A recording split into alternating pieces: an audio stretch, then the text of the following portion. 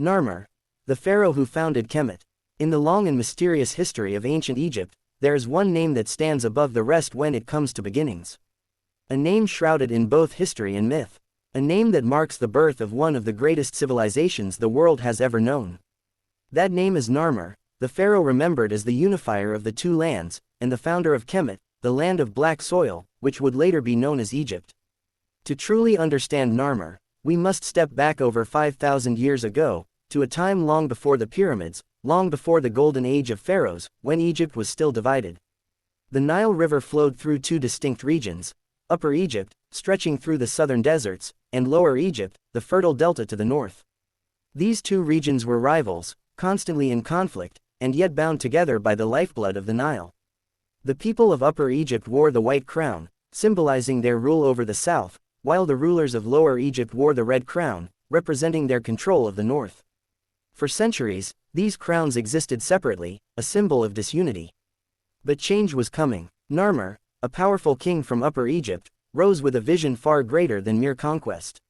He sought to bring the two lands together, not just under his rule, but as one people, one nation, one civilization. His achievement would mark the very beginning of pharaonic Egypt. The story of his unification is told most famously through the Narmer Palette, one of the greatest archaeological treasures of Egypt. Carved in stone, it depicts Narmer wearing both crowns, the white crown of Upper Egypt and the red crown of Lower Egypt. This image is not just political propaganda, it is the symbol of something far more profound: the birth of the double crown, a single headdress that fused red and white together, representing a new reality, the united two lands. But Narmer's story is not one of peace alone. His unification came through war and conquest. On the palette, we see him striking down enemies, asserting his dominance with divine authority. The falcon god Horus stands at his side, symbolizing that Narmer was not acting alone, but as the chosen representative of the gods. In ancient eyes, his rule was ordained by heaven itself. Once the two lands were united, Narmer established the foundation of what we now call dynastic Egypt. He created a system of governance that centralized power around the pharaoh, with Memphis, strategically placed between Upper and Lower Egypt, becoming the new capital. This was no random decision. Memphis was the bridge between two worlds, the heart of a united kingdom. But who was Narmer really? Some historians believe Narmer and another legendary figure, Menes, were the same person. Ancient texts speak of Menes as the first king of unified Egypt. For centuries, scholars debated, was Menes a separate ruler, or just another name for Narmer?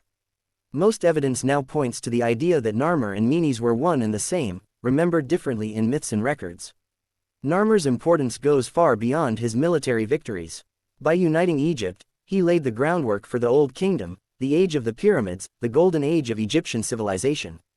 Without Narmer, there would be no Khufu, no Tutankhamun, no Ramses. Without Narmer, the world may never have known Egypt as we remember it today.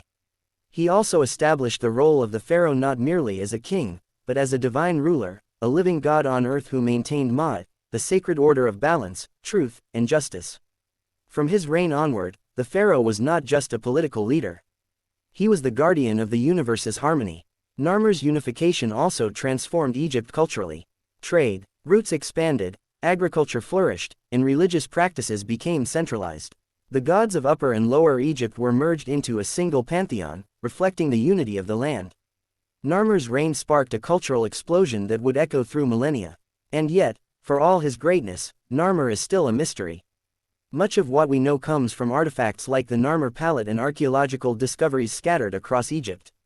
Did Narmer rule with kindness or cruelty? Was his unification a bloody conquest, or a carefully planned alliance? The truth lies buried beneath the sands of time. What we do know is this: Narmer's vision changed history forever. His reign marked the dawn of one of the longest-lasting civilizations on Earth, a civilization that stood for over 3,000 years. Every pyramid, every temple, every pharaoh that followed, was built on the foundation that Narmer created. Even his death is wrapped in legend. Some say he was killed by a hippopotamus during a hunt, a strange yet symbolic end for a king who ruled the Nile. Whether true or not, the story reminds us that Narmer was both man and myth, mortal and eternal. Today, when we think of Egypt, we think of grandeur, of pyramids piercing the sky, of mummies wrapped in gold. But all of that began with one man. A king who took two rival lands and forged them into one. A pharaoh whose name still echoes after 5,000 years. Narmer, the first king. Narmer, the unifier. Narmer, the founder of Kemet. And perhaps that is his greatest legacy, not just the battles he won or the crowns he wore, but the idea that unity is stronger than division. That a people divided cannot stand, but a people united can build wonders that outlast time itself. So, when we look back at the sands of Egypt, at the mighty Nile that still flows as it did in Narmer's time, we remember that it all began with him. The pharaoh who dreamed of more than 2 kingdoms. The man who founded a civilization that would inspire the world. This is the story of Narmer. The pharaoh who founded Kemet.